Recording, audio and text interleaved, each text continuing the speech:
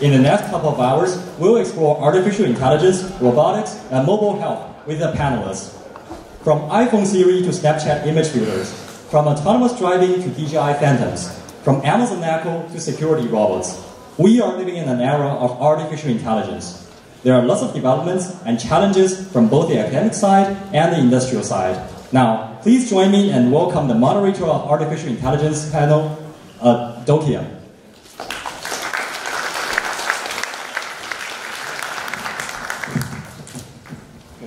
So welcome to AI panel. My name is Dokyun Lee. I'm an assistant professor of business analytics at the Tepper School of Business. It's an honor to, I'm so excited, and it's an honor to moderate AI panel consisting of such distinguished researchers and innovators with diverse backgrounds. So to these panelists, I'll be asking a series of focused questions geared towards obtaining practical insights for practitioners and innovators wishing to use AI. Okay, and here are the agenda. For the first 15 minutes, we'll hear from the panelists who they are and what they do. And after that, I will ask them questions. After that, for the last remaining 30 minutes or so, we're going to open it up to the floor and for you guys to ask questions. Okay, so let's have the panelists maybe up here. Panelists will be sitting here. Yes, so.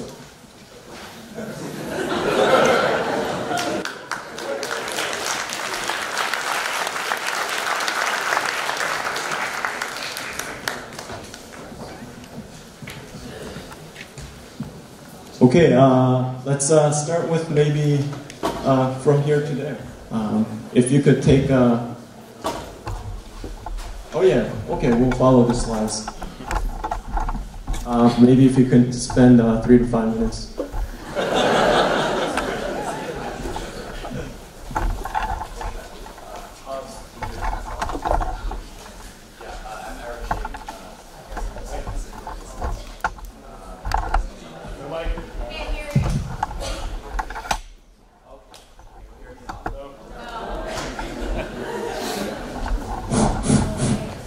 Can you hear me now? Okay, yeah. I'm Eric Shing. I'm a professor of machine learning, computer science, language technology in the School of Computer Science. I'm a colleague of Thomas. I'm also the associate chair of the machine learning department. My work has been focusing on foundations of machine learning in terms of algorithms, models, and the theories of their behaviors and so forth in the past. And recently, I moved toward more into the system development and platform development of machine learning, which is aiming at trying to amplify existing or new machine learning algorithms so that they can be performed on large data, solving mega scale problems, and also deployable in different hardware and infrastructure environments. We also do many applications in the space of healthcare, computer vision, language understanding, and natural science like biology. And I think these are places where big data meets computer science and algorithm, and some intimate study and investigations into the details of the problem often prevails over generic black box algorithms. And we are very interested in doing some research here as well. I think, overall, I think machine learning and AI is now entering a new phase to meet the expectation to deliver results and functions. And my colleagues and myself here at CMU are very committed to this movement, and we are working very hard in shaping out more solutions. Thank you. Next, Professor Thomas. Hi, I'm Thomas Sandholm. I'm Eric's colleague. I'm a professor in the computer science department here at Carnegie Mellon. I'm also affiliated with the machine learning department, computational biology, and the PhD program in algorithms and combinatorial optimization. So my work, I've been working on AI for 27 or 28 years now in various areas of AI, but if you really want to step back and try to abstract what I do, so on one hand, it's optimization of various kinds. and on the other hand, it's game theory, and a lot of stuff in the intersection of optimization and game theory. Probably best known for combinatorial auctions. Introduced that to computer science and developed a lot of new subfields of combinatorial auctions, and founded a startup company where we fielded $60 billion worth of combinatorial auctions, so 800 markets, and increased the efficiency of the sourcing processes of companies and governments by over $6 billion. That was acquired in 2010. And my current two startups are, one is called Optimized Markets. It's kind of combinatorial markets, but for advertising campaign sales, inventory allocation and scheduling and pricing. So now on the sell side rather than on the sourcing side. And then there's this brand new startup called Strategic Machine, where we are fielding the technologies for strategic reasoning in imperfect information settings, in a variety of different settings. Other academic things we've done include kidney exchange. So we run the nationwide kidney exchange for UNOS. So we have 153 transplant centers in the network. That's 2/3 of the transplant centers in the US. And twice a week, our algorithms autonomously make the transplant plan for the country. So this is not a recommender system. This is actually the end decision-making system of who gets what transplants and who doesn't get anything yet. So that's kind of my background. Maybe I should shut up and stop there.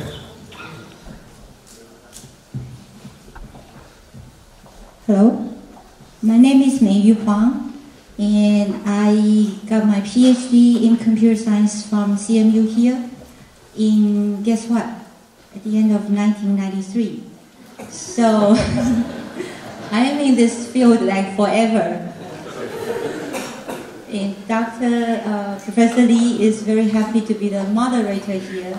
I'm actually very scared to be here, facing so many young, brilliant researchers and so many young 90后. It's very scary. I learned speech recognition from Dr. Dokyun Lee, and probably all of you know about him. He joined Apple a year after I joined CMU, so I became advisorless and like an orphan. So finally, Dr. XD Huang, Xuedong Huang, I think many of you know him too, adopted me. So I continued my research direction in speech recognition, and I got my PhD at the end of '93. I joined Microsoft. We bring our Sphinx 2 system. So Kaifu started the Sphinx SR system, and then Xuedong and I work on that and make it a second generation. We brought that speech recognizer over to Microsoft. And at that time, our dream was everything was about dictation. Like, wouldn't it be nice you don't have to type, you just speak to the computer? That was the only application we were thinking about. And the reality proved that that's not the best application scenario, because you and I type fast on computer. Who cares about dictation? And I think really speech recognition becomes more and more important because all these mobile devices. With this tiny little screen, it's so difficult to type, and then speaking becomes the natural interface. But the technology was not mature enough until recently with the DNN, all this neural network development, that now it becomes everywhere. All the small devices has speech input.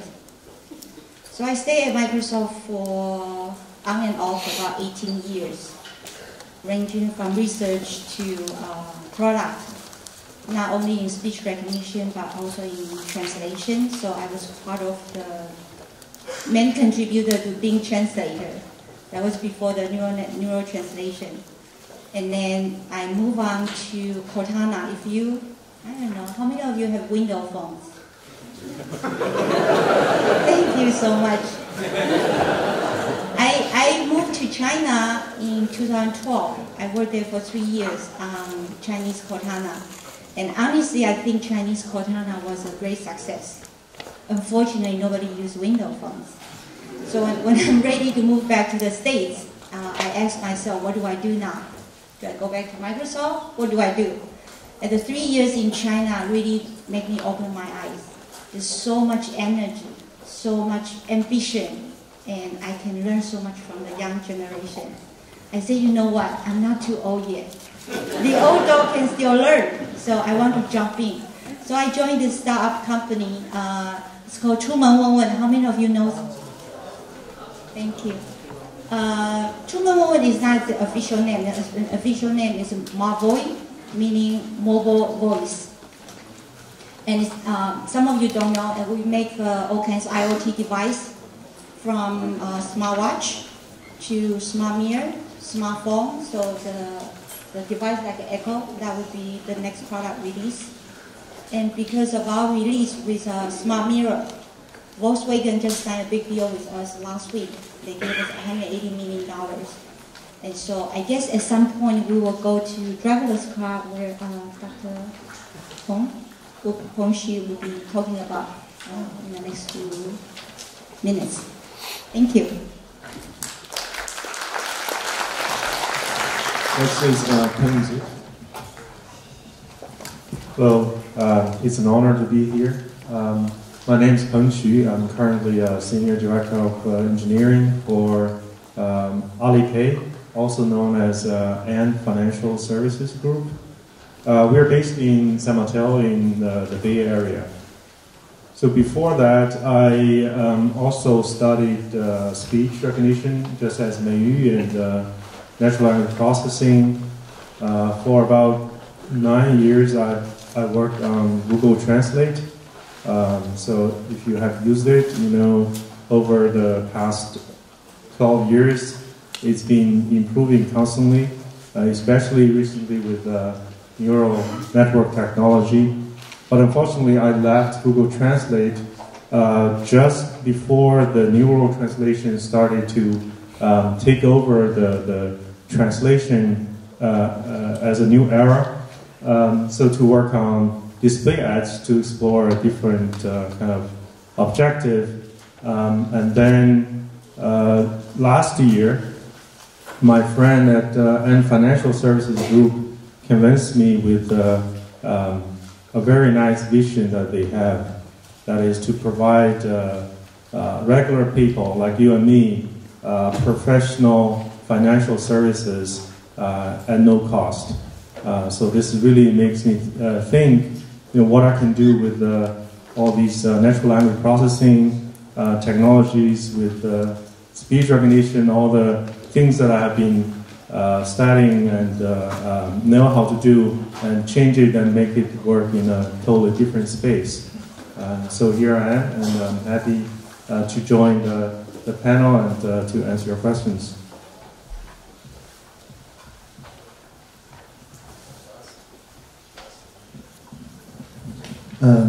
Hi, my name is Yong. It's an honor to be here today. I had a background in computer vision and computational photography. Computer vision is about to understand what you see from the camera, and the computational photography is about how to make new cameras which can see things differently at different level from different perspectives. I feel I was very lucky as I graduated and I worked a few years at Google Research. I feel like a huge change will happen in both fields. And one thing is deep learning that will change the way that we understand visual contents from images and videos. And also I feel like there's going to be a huge change in how we see things from cameras. We're going to invent very different cameras. And a lot of you already realize how deep learning has changed machine learning. But few of you will realize that there's probably the even bigger change will happen in the field of sensors, visual sensors. And 4 years ago, I left Google and started a company called Deep Glint. Nowadays, there's many companies have deep in their names, but back in 2013, I didn't know anyone until 1 year later we heard that Google acquired a company called DeepMind. The reason that we use deep in our name is probably similar.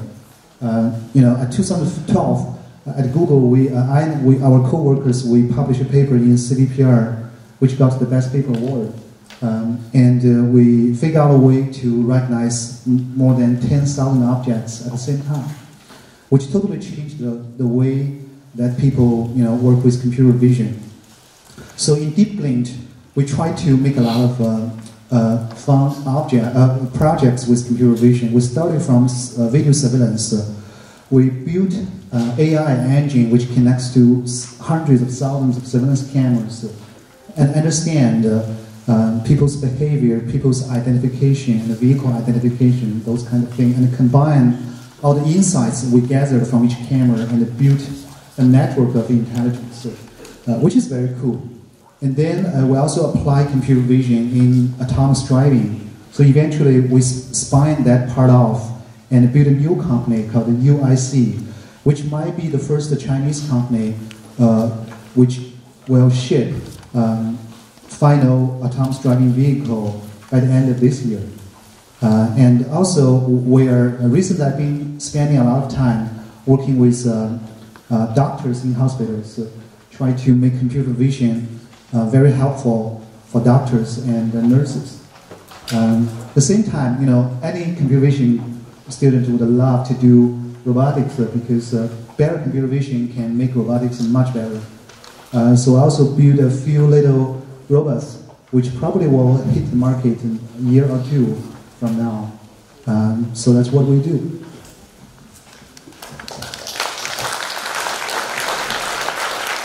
Okay, thank you. We'll get right to the questions. So while we are asking these moderator questions, you can also go there and enter your questions. So at the end, for the last remaining 30 minutes, we're going to go through your questions. Okay, starting with the first question. So there's a lot of buzz. Several panelists have already talked about this. A lot of buzz around deep reinforcement learning, counterfactual regret minimization, etc., in which these techniques learn great policies in addition to making inferences. For example, using these techniques, leading researchers have built systems that beat pro poker players, Go players, and video game players. Could you discuss one lowest hanging fruit and one most important real world problem that you can think would benefit the most from utilizing these techniques? Anyone want to start first? Game expert. Okay, so I'll start then. And instead of one, I'll mention several because I don't know which are the lowest hanging fruits. But I think that with this type of technology for strategic reasoning in imperfect information settings, so game theoretic reasoning in imperfect information settings, there are a lot of applications. If you think about what would it take to be an application, well, you have to have more than one player, and you have to have imperfect information. That's pretty ubiquitous. And now, over the last 12 years, there's been this tremendous scalability improvement in these technologies. And what it means is that qualitatively we can now solve things that we just couldn't even imagine solving in the past. So it's a new technology capability that's going to enable these applications. And what are these applications? Well, they are probably way more than I can even think of sitting here today. But I'm already thinking about business strategy optimization, automated negotiation. By the way, I've been working on automated negotiation for over 27 years, but it was never really to come up with a strategically optimized negotiation strategy, and now we're really there. We can really make that happen. Finance, certain areas of finance, like for example upstairs blocks trading, where you have small numbers of players, and it's very strategic. Strategic pricing, as I mentioned in my talk, most pricing optimization today is either assuming monopoly situation or assuming that the others, your competitors, are fixed. Their pricing is fixed. Of course, neither of those is true in practice. Cybersecurity applications, like when you find zero-day exploits, which ones do you use? Which ones do you hold in your arsenal? Which ones do you actually report to, let's say, Microsoft, who caused those, or whoever happened to cause those? Which algorithms do you run to find those? When your opponents are running similar algorithms, you can run standard algorithms or custom algorithms. So there are very strategic issues in cybersecurity. We've also done work on wireless spamming, which is another application of cybersecurity. Medical treatment planning. you might even think that, well, that's not really a strategic setting because the opponent, the disease, isn't really strategic, and that's right. But oftentimes the line between robust optimization and game theory is very blurry, and you can use the same types of techniques to come up with good treatment plans. And we're actually working on that very actively and have published on that too. And one nice thing about diseases is that they're an opponent that can't really look ahead. So you can actually cause them to evolve or adapt into a trap. And if it's a heterogeneous disease, like often cancer, for example, is a viral diseases are, you actually can generate multiple traps and hopefully get all of the persisters captured that way. So those are just some examples, and I think there are a host of others, but now we're at the cusp of having this new capability to tackle those. Okay, I can complement Thomas' comment on the low-hanging fruit issue. Typically, I don't think about problems as low-hanging fruit, or I have a hammer, I'm going to look for nails or anything to hit. My research style has been focusing on problem first. You get a problem, however hard or easy, you're going to work it out with some approaches. So that's my comment about low-hanging fruit. I don't believe any algorithm as it is ready to hit any low-hanging fruit in a real way. And secondly, I think in real world, I think the industrialists probably realize this more than we do, which is that in solving a problem in a sustainable, standardized, and also generic way, the algorithm is a small part of the solution. It's probably less than 10%. Let me give you one example. For example, imagine an engine, for example, from a Boeing, A777, for example. One engine produces a terabyte of data per hour, and there are 4 engines on the plane. And just look at the sheer size of the data.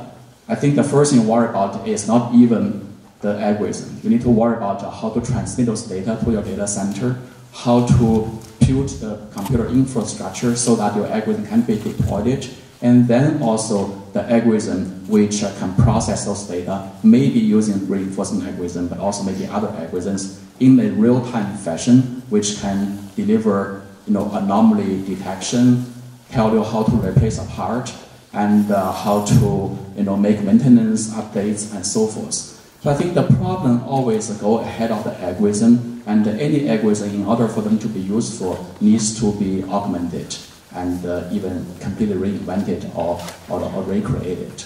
Now, talk about this particular algorithm I read from the text, which is the reinforced learning policy learning algorithm for Go playing, for example. I think it is mostly valuable as a demonstration of the capability that the machine learning researcher and machine learning research can deliver. But it doesn't mean that the algorithm itself will be used anywhere else in solving a different real problem. I think it's really this mentality that is most important to entrepreneurs and to researchers: problem-facing, data-facing, and then be ready to either adopt or change or invent new algorithms. Yeah, I would like to echo Professor Singh's points. I totally agree that there are probably no low-hanging fruits in reality, and we all deal with very complicated problems. One example that came to my mind was the ads business, display ads, for example. I worked on display ads for 2.5 years. I know it's a very complicated problem. And in reality, Google and Facebook and a lot of other companies, they get most of their revenue from ads, whether you like it or not. But the ads business actually fuels the innovation in a lot of areas. But as a consumer, we actually mostly hate ads, right? I don't know if anybody likes ads. But I think there's a huge opportunity there also with reinforcement learning, for example. If we could get the user's behavior in real time and feedback to our algorithms to figure out what people like and not like, and that way we can run ads business more efficiently and spend advertisers' money more wisely, and hopefully to make a much better ecosystem. I think there is not a low-hanging fruit, but I think sooner or later, the idea of reinforcement learning will have some use in that area and will make a big difference. Well, I don't have any experience of applying reinforcement learning in my current projects, but I recall that one of the previous projects, which is a Google Glass, a few years ago when I did that in Google, I was one of the few guys who started a project almost 8 years ago, or 7 years ago. So back then, before it's called Google Glass, we had a code name for the project, which is Project Wingman. It's like we wanted to build a computer in front of anybody's face, which can see what you see to hear what you hear, and it's connected to the whole internet and the AI engine behind you. Eventually, it can help you to deal with the real-world problems in your life. Of course, the project, the product was a failure because it ended up with just a voice-controlled camera on your face. But the motive that we started the project is, someday there's a big AI engine which can, understand all the languages, understand all the visual contents in front of people's eye. I would imagine that in the future, if the AI is good enough to do those things, it's going to help people to improve their communication strategy, to communication with other people, and to do different kind of tasks in the real world. I'm hoping that reinforcement learning, when it comes to strategy, which can apply to this kind of, imagine this. Well, actually, we call that project Wingman because I wanted to build a device to help one of my roommates. He spent a lot of time chatting with girls on the internet. He did that really well. He can simultaneously talk to multiple girls on the internet on different topics, with music, with politics, those kind of things. But he had a very high successful rate to ask them out. But in the real world, he never really got a girlfriend, at least, within the time that I know him. He blamed that to the fact that he couldn't use Google in the real world. I'm hoping that in the future that, when such a device became more mature, technology can help him to improve his real-world performance.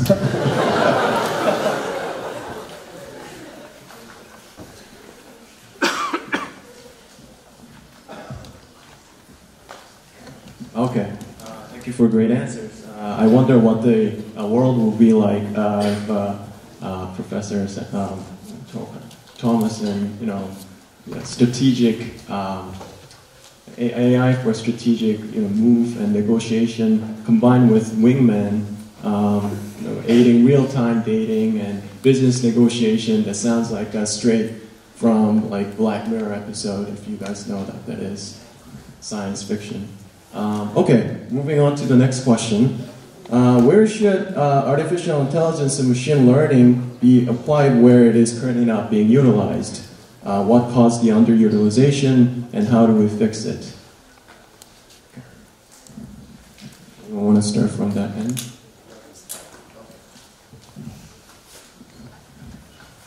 So I haven't got a chance to talk about my company, which is called Petron, and why we built that company, right? I think that one of the main reasons for us to create that company is to exactly spot those places where AI hasn't been seen and hasn't been widely adopted. And there's a reason for that. If you go to the Silicon Valley and go to New York City and the coastal region, AI is about, auto-driving car, recommendation, ads, and maybe speech recognition, dialogue, creating, a chatbot which can date maybe more girls out of the conversation and so forth. But I think there is a bigger space which is totally ignored, in terms of data availability, the way they are processing and the way they are utilized, which is anything beyond or outside of the internet and outside of IT. For example, I talk about the Boeing engines, and there are huge data produced to those factories by those flying planes and also by the operations. And right now, the companies are still not much different from where they are 20 years ago in terms of AI adoption, because there isn't an algorithm or a system processing this data in a smart way. Basically, large data has been collected, stored, and dumped for new data to come in. And a similar phenomenon can be found in companies like the old manufacturing companies like GE, the oil production companies like ExxonMobil, and also many transportation. How do you, for example, schedule your flights and so forth? There is a huge space which is what we call maybe the basic and foundational industry that is not quite AI able or AI ready or machine learning ready. And I think one of the main reasons is because AI is right now still a dark art to a small population of people. The way you create an AI solution right now is no different from the old master creates a violin. You get the right people, you'll find the right mathematics, you'll find the best coder to implement it specifically on a particular piece of hardware, and then you're going to deliver results in a specific interface and so forth. And such an exercise is very hard to reproduce and mass produce and also standardize. Therefore, we see very often the same algorithm implemented by two people will perform differently. And then there are also benchmarks like ImageNet and other things which makes you feel good about your algorithm, but when you deploy it to real world problems, they start to fumble or start to fail. So there is this huge gap of the AI we see or the internet people see versus the AI or the big data that the industrialists or normal people see. For example, when we talk about democratizing AI, how many users are using TensorFlow or writing TensorFlow programs to solve a problem?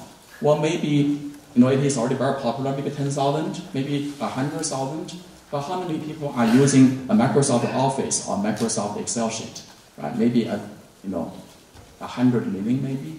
And that's, in my opinion, democratization. And why they are so popular? Because it is very standardized. It is not live on an open source repository where anybody can contribute, anybody can brag about it, but no one is taking a phone call for customer service, or no one is explaining a bug or do customer service. So I think the AI to become an industry, to become a revenue-deriving or revenue-generating workforce down the road needs to be dramatically upgraded into an industry product which is standardized, which is also mass reproducible, which is also very cheap.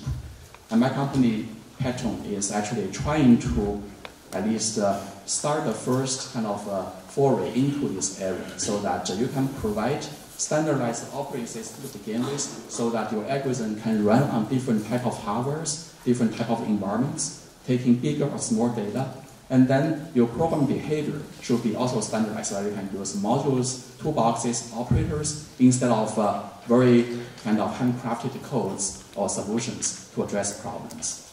So that's where I want to see at least where AI is moving, so that people in this audience, for example, can even benefit from advanced algorithms, advanced solutions, without the necessity of learning a long course or a long training session of how to develop or how to make use of any AI-driven products. Okay, so I think that there's a whole category, a new category of AI that's going to come, and that's the strategic reasoning part. And that's why I founded Strategic Machining, to try to explore this category and show that it's even there. And why has AI not been used for strategic reasoning to my knowledge, in any application so previously? I think there's kind of twofold. One is the lack of imagination, really, and belief that it can be done. And the other is the technology scalability, that the technology hasn't been there. And it's not really just the scalability, it's about also the quality. In a lot of strategic reasoning situations, if not most, it's not really about automation. The benefit doesn't really come from saving labor hours. It comes from actually being able to make truly better strategic decisions than humans can. And for that to be realistic, you have to actually have superhuman AI for doing that. Nobody would want to say, okay, I'm going to delegate my strategic reasoning to an AI that's actually worse than that. By the way, so to put my plug in, so we're actually hiring, so if you're great at algorithms and C++, come talk to me or send me an email.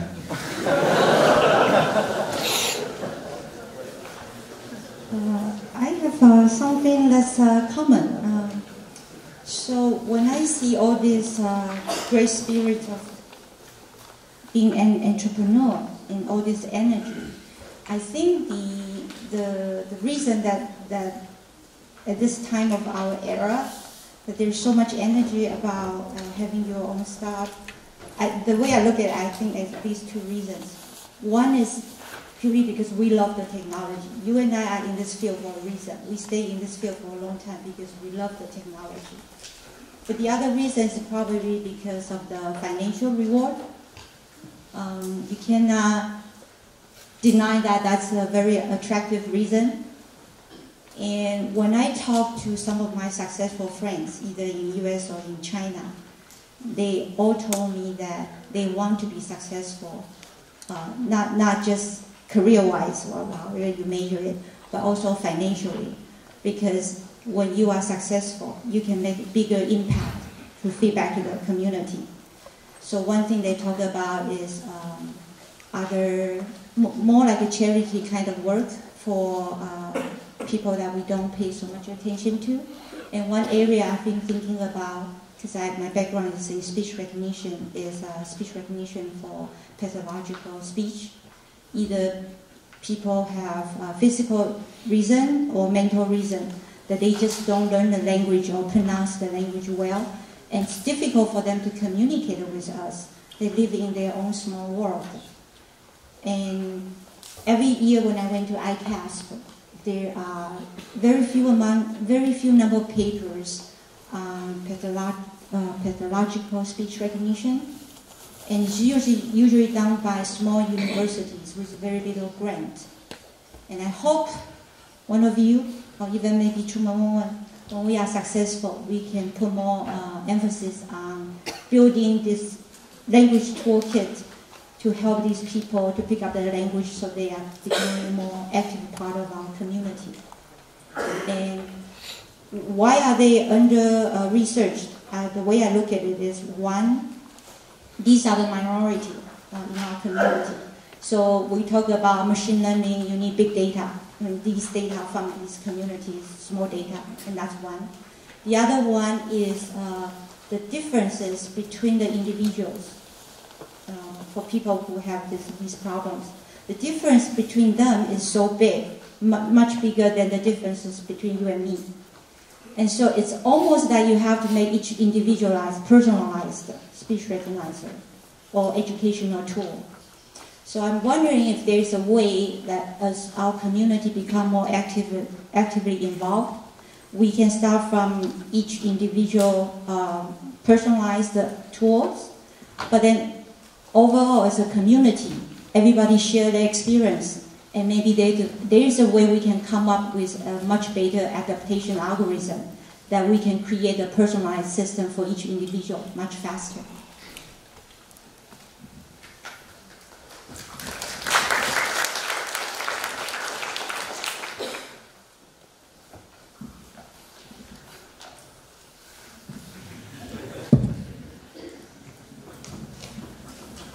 Thank you. Okay, let's move on to the next question. So many reports predict that some white-collar jobs will be replaced by AI and machine learning. For example, several reports have very negative view or outlook for accountants, some type of lawyers. For example, recently JP Morgan has built an NLP engine termed Coin that replaced 360,000 billable lawyer hours. What it does, it goes through the commercial loan agreements. Right? So which jobs or sector will be hit first in your opinion? Which jobs or sector do you think will be hit hard, but majority of people may disagree? So that's 2 seconds. And lastly, what jobs, on the flip side, what jobs will AI and machine learning revolution create? I have a question for Dr. Xin. I have annual mammogram, And this year they discovered some sparkling spots on the mammogram. They said, this is abnormal, you need to go to this, blah, blah, blah. And my question, the radiologist was reading the film and explained to me.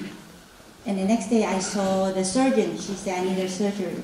But she said that this white spot here is so small, it's only 0.1 millimeter in diameter. She said she would not notice that if the radiologist didn't tell her. And in my mind I was thinking, I just write an image recognition scanning and I can find that automatically. Why do I need a radiologist to read that? So can you have some comment? I know I'm going to make a lot of doctors hate me by this morning's talk. Now I'm going to make them hate me more because I do believe what you said. And I think for some kind of tasks, like reading a mammogram, reading a histological picture or a X-ray picture, I do believe that even now, maybe in near future, a computer science, a machine learning and AI program can surpass the performance of a human doctor. Simply because a computer program can see a lot more, orders of magnitude more examples, and also get maybe even a bigger processing power in creating the latent features, and then in generating models and computing very fast. Just like like Dr. Sanho's program beats the human poker player, and the Google Go and AlphaGo program beats human champion. I think in certain areas, I don't doubt that the machine learning and AI program will be better than human. Now, is that proposing a job threat to people? It really depends on how you see it. We already have a lot of jobs disappearing. Do you see now a typist call that a job? Or do you see now in telephone companies the switch kind of operating people? That kind of job is gone already. But I don't see people are not very happy with that because they can do other jobs and maybe more comfortable jobs. So I think this is there's a dynamic kind of movement in the creation of the job and in the disappearance of the jobs. I believe that AI machine learning is really trying to move that direction in a positive way.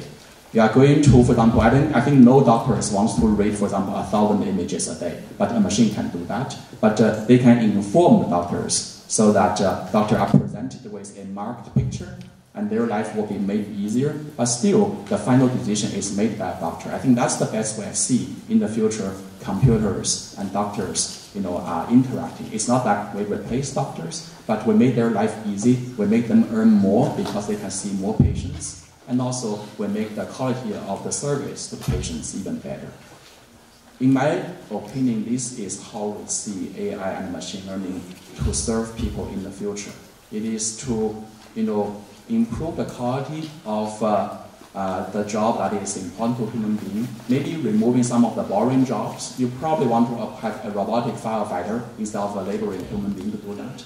But to create those robotic firefighters, you still need to have more white-collar, blue-collar workers to work very hard on that. They may be paid even higher to work on these problems. Right? So at the end of the day, I think it is really about the people and the policy and politicians' mind, how they are going to adapt to this changing world, how to restructure, for example, policy and regulation and payment and revenue.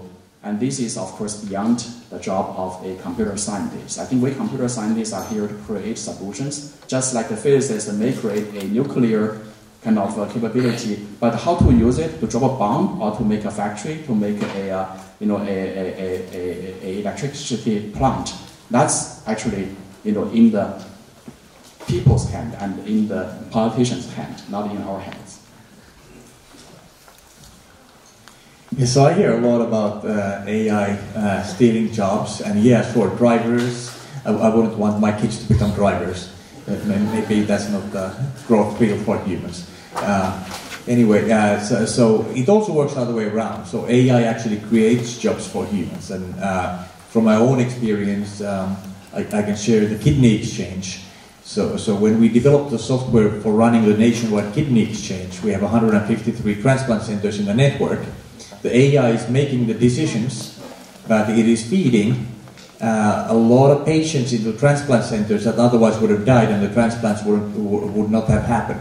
So what that means is that now you have more employment for the surgery teams, the anesthesiologists, nurses, transplant coordinators. Now you have a whole new roles at these transplant centers for people to interact with the exchange.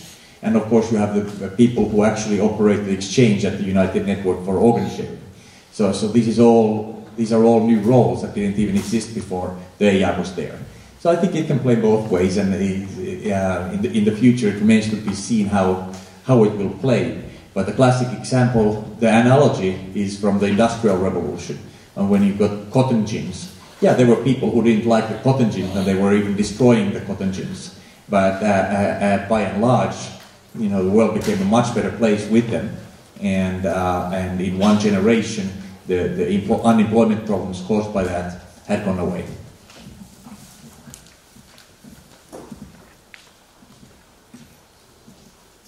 I also are in the same position as our previous panelists in that I never see AI as eliminating jobs that are so important for people to actually have to do it. I would say AI is replacing jobs that people probably don't really enjoy doing in the first place. And also I see this example of radiologists, for example. There will always be people who cannot afford going to a radiologist. And now I think with the insurance coverage issue and so on, AI is just making it much more easily available and accessible to everybody. So imagine with AI, you can do it with very low cost, and everybody will enjoy, a better medical service. And similarly for financial services, a lot of people actually don't ever talk to a financial advisor because they are kind of costly to talk to them. And same for the legal advice, it's very costly to get that. But with the help of AI, I think people will easily get all kinds of services that they don't really enjoy or are not able to enjoy today. I think it's inevitable to lose some jobs to AI, and we should not feel ashamed talking about this. I remember stories said that probably 100 years ago, there's many jobs taken by vehicle, like cars, automotive vehicles. Many people who drive powered wagon for a living, they can only find a job in parks these days, and it's very small number of people. And regardless whether the job is pleasant, many jobs will be taken by artificial intelligence. Coming back to the answer, I think radiologists probably will be the first bunch of white-collar people who lose their job. Especially, well, I talk to many doctors, and including many radiologists, and some of them really hate their job. There's some people spend their day looking down to the microscope, trying to tell the wrong cells in those well, when it's come to medical terminology, I really don't know how to put this in English. When you do a test, they put your cells on a surface of the glass. You put that glass into the microscope. And I went to the hospital. I spent 3 days with them. And to finish one sample, they have to take a peek at the microscope and then move the focus a little bit. Then they do that 300 times to finish one sample. That's just the 2% of their job in the morning. They have to finish 50 samples in the morning. It's not very pleasant. You have to really watch probably 500,000 cells within one sample to finish diagnose, and people can make mistake. I don't see any doctor, any radiologist that actually enjoy the work. And every year they have to go to this training process to catch up with the latest guidance from medical research, to pass the test, to keep their qualification to be a radiologist. To me, that's pretty boring, and computer vision can do that really, really much better. Much better. Well, I mean, we call it white collar versus blue collar probably because we assume that white collar people are using their brain instead of muscle to work. But as the standard for intellectual work become higher, a lot of those work become blue collar. So I think that's fine. If you compare to 200 years ago, there are fewer people actually these days actually doing the work. I mean, 200 years ago, a lot of people have to work in the field just to prepare the food on the table, right? And nowadays, there's people make a living by playing video games. There's a lot of people, they don't have to work. I think that's fine. Maybe the society will change. There'll be more people, they don't have to work or to change the world to make a living. I think we have to be prepared for that. I think the whole society has to be prepared for that. And it's not our responsibility to find job for those people whose job will be taken by AI. I think this will be very cool. And it's sometimes can be very tough. I mean, yes, we can create new jobs. But I don't believe that the new jobs that were created are going to compensate the old jobs that will be replaced. I think this is a very tough issue to deal with.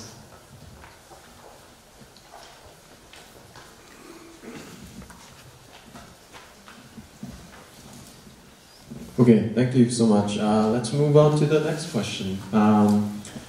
Okay, so by the way, you guys should have been handed out a piece of sheet that has all the questions in it. Okay, so the next question is this. With the increasing, well, Professor Xing talked a little bit about it, with the increasing democratization of and decreasing barriers to AI and ML, largely caused by open source packages, productized AI APIs, and frameworks, companies have begun building and applying these techniques ubiquitously, trying to gain financial revenue. Any specific warnings regarding careless applications of AI ML, which may have unintended consequences, perhaps beyond issues related to privacy, transparency, and bias? Or you can talk about those too.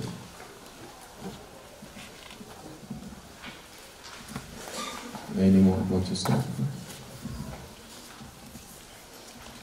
I'll actually go meta on this one, which is that I just heard a really scary thing that's going to happen in the European Union. The law has already been passed and it's going to take effect in January. So the law is that AI has to be able to justify its reasoning. So if somebody gets, for example, their loan application rejected, it's not okay. It has to be the rejection together with the justification. And that will put serious boundaries on what kind of sophisticated AI can actually be used. And I think that's a really big mistake, in that requiring a justification that's really tied to the reasoning process that led to the decision is very, very hard in many kinds of AI.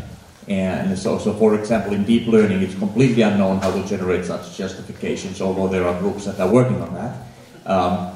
In these big policy spaces, like in, let's say, poker, for example, very, very hard to justify, even if you're making the provably optimal answer, very hard to justify because the justifications are huge. Or in combinatorial optimization, like integer programming, if you're trying to optimize, let's say, a manufacturing plant, and you have to provide a justification. Well, the justification is a search tree which can be of exponential size. There's no way a human can actually understand those justifications, and in some sense those justifications are uncompressible. So you cannot actually come up with short justifications. And if somebody wants to curtail AI to making only those decisions where a short justification is possible, that will certainly curtail what AI can do. Maybe I should continue on that topic of justification, because in medicine, one of the main objections from the physicians and from even the patients is that you need to justify or explain your answer to me. This is seemingly a valid question, but if you look deep into that, it is not actually quite holding water, because why we prescribe your aspirin to treat your headache, it is not very well justified. In fact, the whole mechanism of biological body, me being a biologist for many years before, is not very well understood. In fact, we don't actually know what causes cancer in a specific way, and so on, and you eat what and leads to what. So the so-called certification always has a layer of shades, from gray to dark to white. And I don't believe that there is one way to even define, what is justification. It's probably a very subjective thing. So I totally agree with Thomas that, setting a artificial kind of line or a very stiff line on insisting on certain type of justification decided by a certain type of experts is counterproductive, for the movement or growth of machine learning and AI. Now, regarding to this open sourcing, I do have some additional thoughts I want to share with you. I think, in the past, in commerce and in traditional business, there is always this concern about monopoly and anti-monopoly. And this is not actually quite pay attention to in the IT world and in the software world. Right now, I think, first of all, open source software is a great thing. It's really, really helping democratizing and lowering the barrier of using machine learning, and programming tools and helping startups and users to grow their solutions and so forth. But the way software and the open source softwares are now communicated to the user is lacking in regulation. Pretty much, I think the big players are very happy with the game of preemptively or very, very dominantly announcing a software and opening up the PR machine and grow a huge wave of awareness into the public.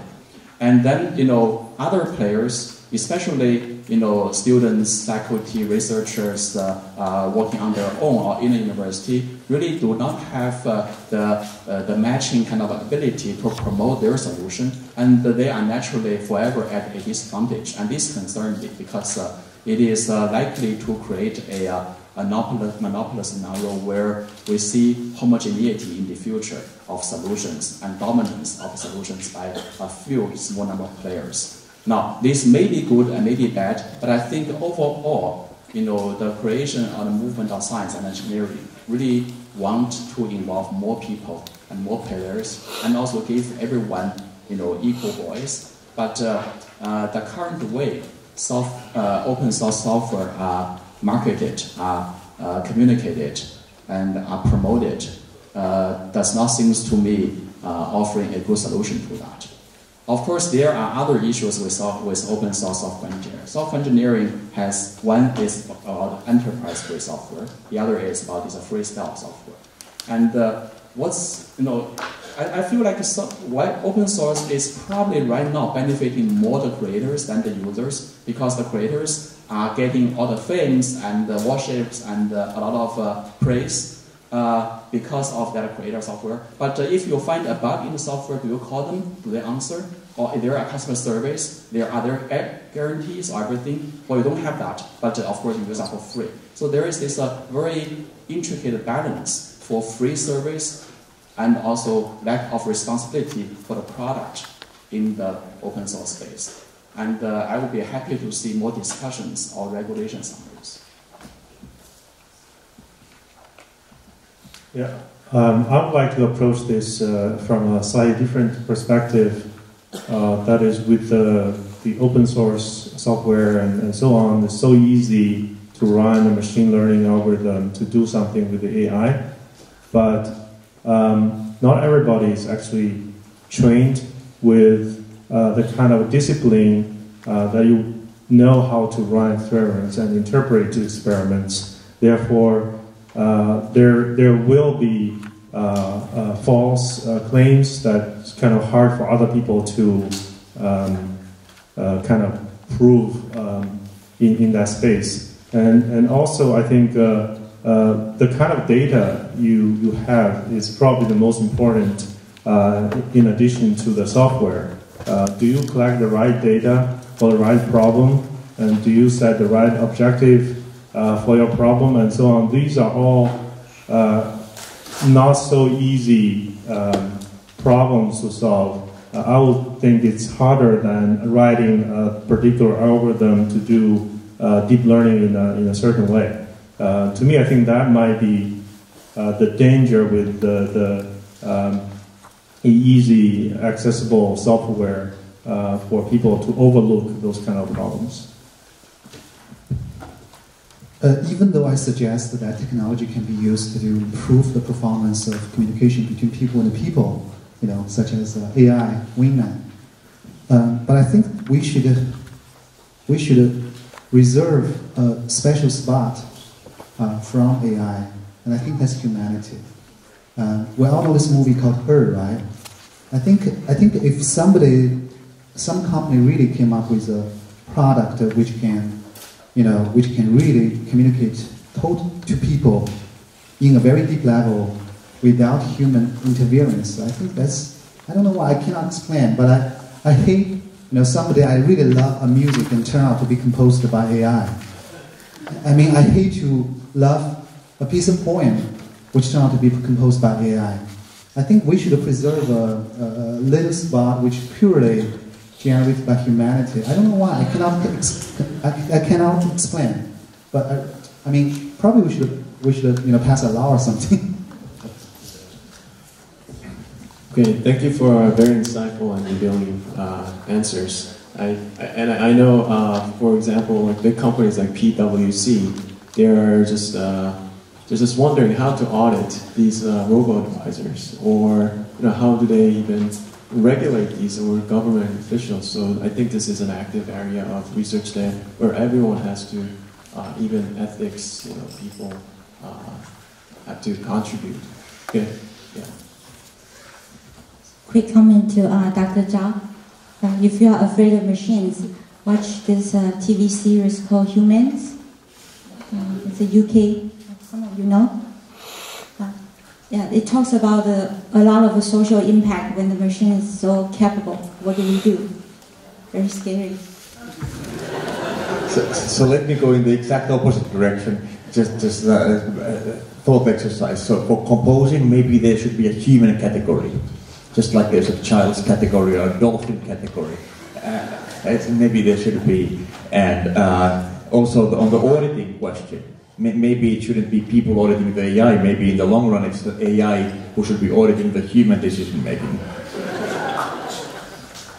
A few months ago, I bought a little robot for my daughter, 3 years old, to play with. And the product is something called a Mr. Box. And a Mr. Box can speak in a very funky way and make stupid jokes. And in a few weeks, I realized that my daughter started talking like a Mr. Box. And what's even worse is that the other day, I brought her to a friend's home, and they also have the same product for their son, and they both speak like a Mr. Box. That's the point which scares me. And what if someday, like a huge company like a Google invented this really appealing toys for all the kids, and they all turn them into Mr. Box? So for the education purpose, I still think that we should leave more room for humanity. So I want to borrow more chance to say a few more words. I think this is a very interesting question. In the turn of last century, there are some fancy inventions called, maybe scroll play or robotic piano, which can digitally, analogically record, recording of the big players, and then mechanically reproduce it to the audience. And that's the robot, in a sense, 100 years ago. But when it comes to big players like Horowitz and Hoffman, Rachmaninoff, they were able to survive those machines and outlast and still attract more audience. Well, I think not only technically they may be better. In fact, I think the robot can play perfect music right now with making no mistake whatsoever. That's possible. But why at that point the true players still actually thrive and getting more attention? I think the human taste is a big issue. At that time, people do love classical music, and they do have the ability to tell apart a human player and a robot. They have the great taste, and they cherish this taste. But now they fear about a robotic poet or a robotic pianist or a robotic composer potentially taking over human is probably also out of a fear that what if they do so well that I cannot turn apart? I think on the one hand, we should prevent robots from invading into our cherished territory, but also on the other hand, there is a need for us to elevate ourselves, to grow our taste, grow our ability, to really raise the bar of the play to a certain level, so that it's a co-play. Not, I don't want to blame basically the computer scientists or the robot too much because they are so good and so smart. I think we have a responsibility to also make us more smart and more kind of tasteful in the future. So I really want to second that last point. Like we're already seeing that in the case of poker. So this type of AI that plays better poker than the best humans and in an unusual way, it really elevates the game and it makes it less boring, more exciting, there's more to learn, and people are already trying to copy how to play poker from the AI. So it's a recreational activity much like composing or playing music, and I think that AI can actually make us better at that and makes us enjoy these things more. Okay, thank you. So the original plan was to open up to the floor, and I've been going through the question. There are so many questions, thank you for that.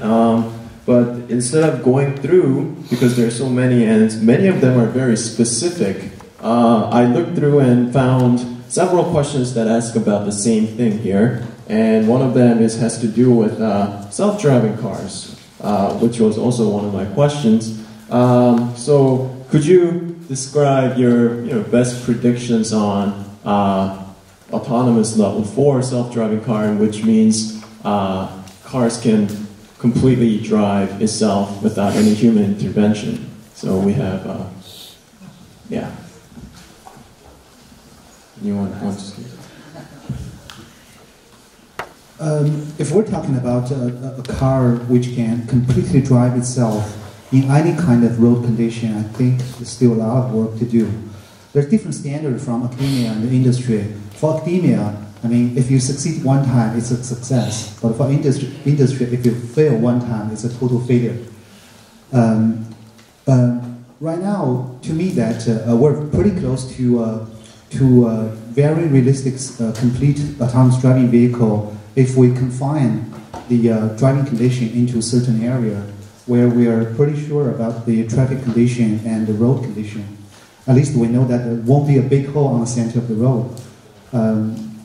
So actually by the end of this year, we already received quite some orders from theme parks, from campers, all kinds of campers, like university campers, like tourist campers, and also within the airports. We can use autonomous driving vehicle to transport people from from A to B. But open that application to the whole world, I think it's still a lot of work to do. And also one big piece of obstacle comes from the regulation. And I don't see any possibility that that problem can be solved in at least 5 years. But I would imagine 10 years there will be a lot of autonomous driving vehicle running anywhere in this country or in China. Anyone have any inputs, any predictions regarding? So, technically, yeah, I definitely agree with your assessment. I think maybe there is a over optimism these days with autonomous driving because we already see some cars running on the street, but you can see also some spectacular accidents happening in some unexpected way. I think there is definitely a technical hurdle in terms of the corner cases where we see rare scenarios, of road, of weather, of human behavior that the machine needs to learn to deal with. That's a problem I believe will take a few years, and with new sensor technology and new algorithms. But that's a foreseeable kind of problem I believe will be solved technically. The bigger problem is indeed the policy and regulation. If you are hit by a human driver versus hit by a robotic driver, what's your mentality? Do you want to sue them differently? Do you ask for the same compensation? And who is going to be held accountable? These are social issues. I think more kind of going to be more influencing the individual. In fact, you know, at some point, I feel like maybe after all, our very need for a purely autonomous driving experiences could be maybe decomposed into different way. We could first enjoy maybe 80% auto driving car, like or airplane. Right? It's now being flew by computer assistants, but you still have a human pilot to take over landing and take off, and maybe some bad weathers. It's going to be again a human-machine coexisting system. At least in medicine and in many other domains, this is the way at least currently people see the future. So liability is something could be co-solved by human and machine. Yeah, so probably everybody in this room knows it, but since we have people on the stream as well, let me just give a plug for CMU and Pittsburgh, in that we've actually had autonomous cars in commercial use for about 2 years now. So if you actually call an Uber here, there's a decent chance that you'll get an autonomous car. Yeah, it's not level 4, but it's still something that's happening for real and has been happening already. So when I travel the world, people ask me, when will autonomous cars happen, how many years from now? And I say, -2 years from now. Okay, no more. Okay. I would like to give this, take this time, all the panelists have a computer in front of them. If there's a question that jumps out to you, let's actually open up to the floor instead of my moderating. I see there are questions specifically for Dr. Xin, and there are three automated clusters, and I see another cluster about speech recognition. So I'm going to put the speech recognition questions together first.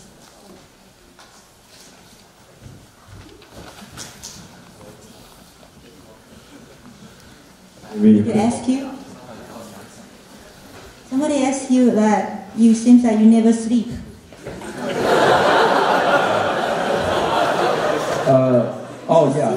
Please elaborate more details on AI applications for medicine, genetics, and health. Is that the question for me? Okay, let me answer this health-related question. I only saw this page, so I only saw one with my name on it. So more AI applications for medicine, genetics, and health. Right now, I think the most successful area is really image-related pathology, radiology, and mammograms and stuff like that. I think that's a great area. I do believe, and I do actually see already evidence that the AI solutions is dominating human experts in many cases. But I think maybe the solution to medicine is not probably as easy as many spectators are imagining at this point. There are still a lot of difficulties where the AI engine has a problem to handle. For example, in terms of understanding the human genome, for example, right? That's the ultimate mechanistic frontier to cure disease. I don't think AI alone is even close to decode or decipher the mechanism of how genome influence disease and how that information can be used to develop drugs and develop treatment. I think that's a great area, asking a lot of attentions and efforts from both computer scientists and also from basic medical researchers. Even to the seemingly easy problem of understanding electronic medical records, textual data and the tabular data, I still believe right now there is a lot of challenges, of course also opportunities that are presented to the AI. Natural language processing technology hasn't been really having the equal success they had in other domains in medicine, because the way medical textual data are created by doctors is very peculiar, very individualized, and also the source of the data is very, very scarce. Therefore, training and also testing pipelines are still quite ad hoc at this point. You see occasionally some high-profile publications by big companies in Nature and Science talking about a certain solution and doing better than human, but these are very, very controlled and contextualized scenario. It is still a way to go until they make it to the production line.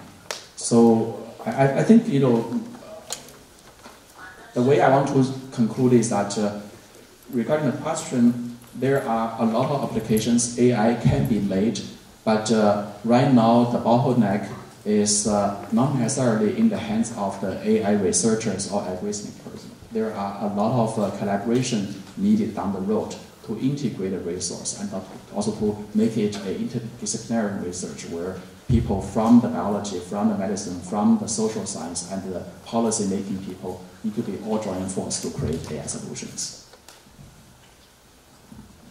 Okay, I see a cluster of questions here about AI for advertising. So let me take a crack at that.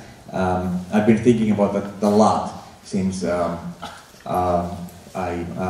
run a company called Optimized Markets, which is specifically on the sell side of advertising using AI.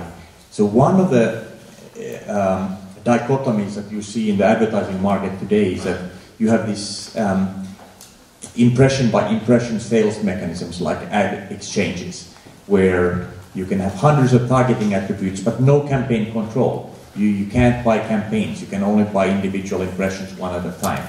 At the other extreme, there's a more traditional direct manual premium sales where you can have a lot of campaign controls but very few targeting attributes, maybe 2 or 3, maybe 4. And with AI, you can actually have the best of both worlds. So you can have highly targeted, guaranteed campaigns, and so you can bring targeting into premium advertising. And how that works is that you have supply predictions and you plan ahead. So you actually optimize the allocation ahead into the future. Another dichotomy that can go away and should go away is when you have spot targeting, like you have in traditional TV, versus audience targeting, where you look at audience attributes and target to those. Currently, in the space, companies do one or the other, but with AI you can actually do both. Again, it's an optimization problem, and you do inventory prediction, and then you can plan ahead. So there's a lot of potential for AI, and not just on the buy side. These are actually things that are enabled through the sell side and benefit both the buy and the sell side.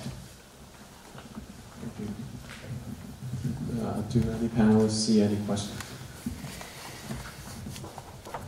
I saw a few questions about how AI is used in finance. To my knowledge, AI has been already applied in finance in a lot of different areas. One thing in particular for Alipay is the fraud detection, for example. So making payment easy and convenient sometimes has the risk of a higher fraud rate. So how do you, by looking at people's purchase behavior, to detect possibility of fraud reliably, accurately? I think that's one of the areas. Some other areas, of course, include the customer service, for example.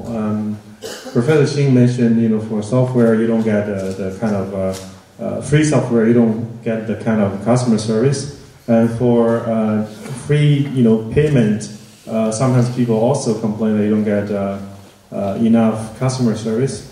So AI could be there to help ease the need for human intervention in terms of customer service. That's also one of the areas. It's not just for finance, but it's already used in finance. Some other things related to the financial advisor kind of problem I was talking about. Not everybody has the luxury to actually use a financial advisor in your financial planning. And if we can make AI do, if not all, most of the work a financial advisor has to do, then that will make a financial advisor accessible to most people.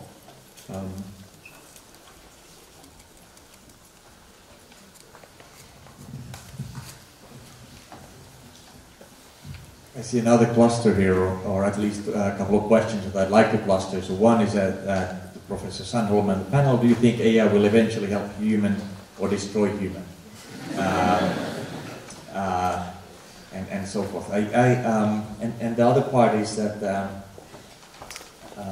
let me talk about this first. So I strongly believe that AI is here to help mankind, and we should always make sure that that's what we're doing as AI researchers, to build technology that will help mankind. And I think AI is a tool. It's not an overlord. It's a tool to make things better. And the other question I wanted to tie into that, somebody was asking about, yeah, AI has really worked well in specific applications, but where is the general purpose AI? Like would Libratus do driving? And that to me is kind of a misguided question. Right? To me, the goal of AI has never been to build a replacement of a human. First of all, it's neither necessary nor sufficient for success. So to me, the goal is not to build an AI that does everything. And if you think about a hammer and a saw, well, a saw is great for cutting wood and a hammer is great for hammering nails. But putting them together to have a saw hammer wouldn't be that useful. So it's the same thing here. I mean, we don't want the saw hammer of AI that plays poker and drives a car. Those are two different tools and they should be separate. And then the other part is that the human benchmark, to do things as well or in the same way as human, that's really never been interesting to me. To me, it's more about making something that's superhuman, regardless of whether it's like the human reasoning processes. And when it's superhuman, that's actually when it becomes most helpful for humanity.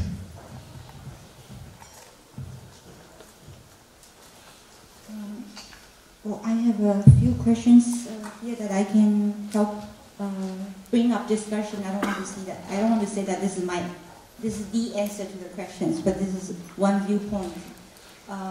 One is to acknowledge about AI in finance.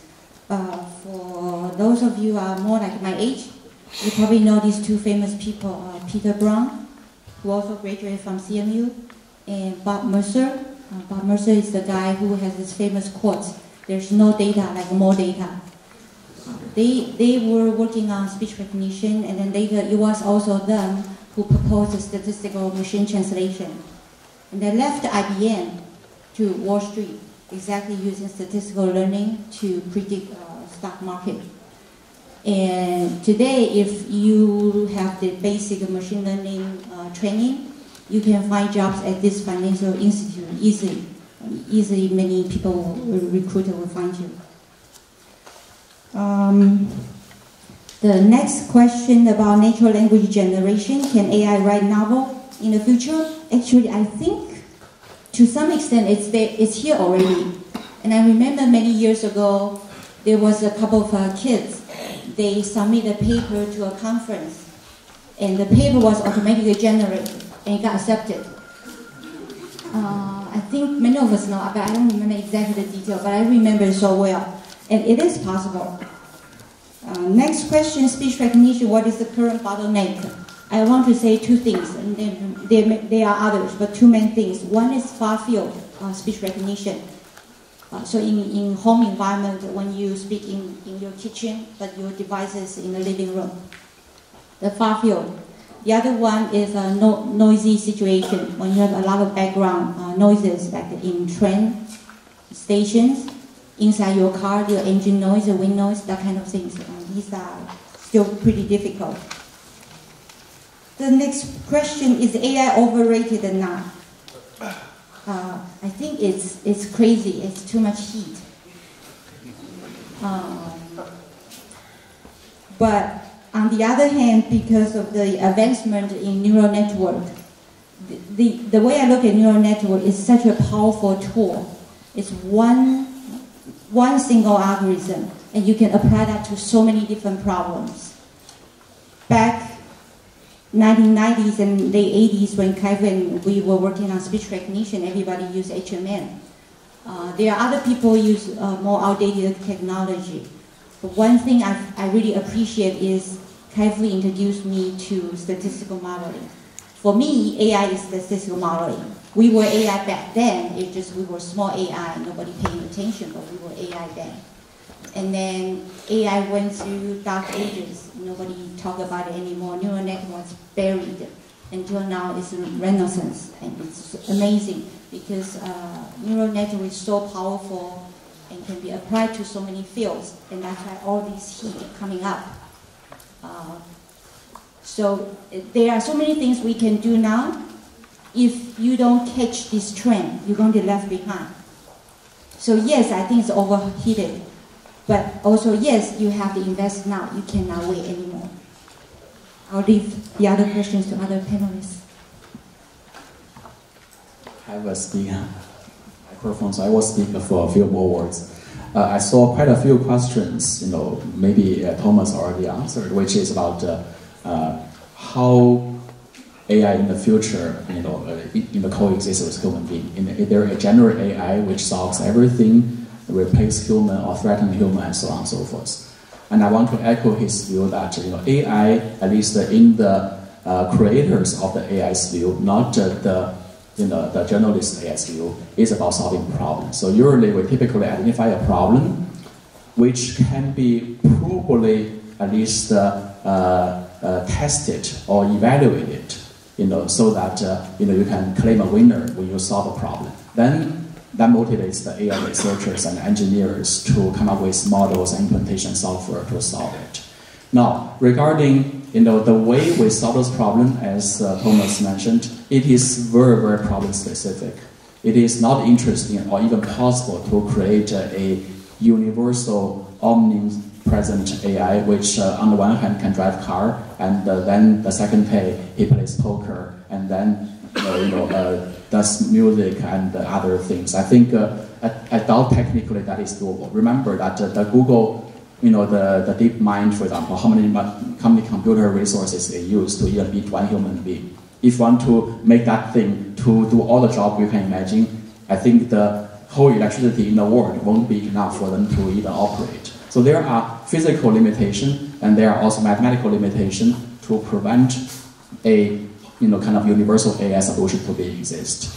And also there are ambiguities in AI research, like writing a novel, creating texts, creating music. I actually often have my own personal, it's my very personal, I have my personal reservation to this kind of research. How do we evaluate?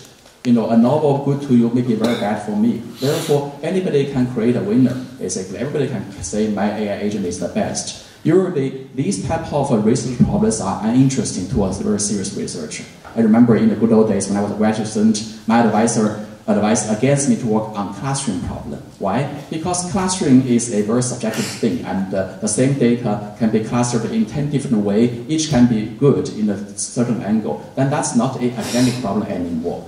Now, when you create fancy images, create fancy videos and text, I think that's a good, interesting research. But I still need to figure out how to either carry it out or justify, basically, the quality of that research. That's my point. Okay, thank you. I think we are out of time, and that concludes the AI panel. Thank you so much for being here.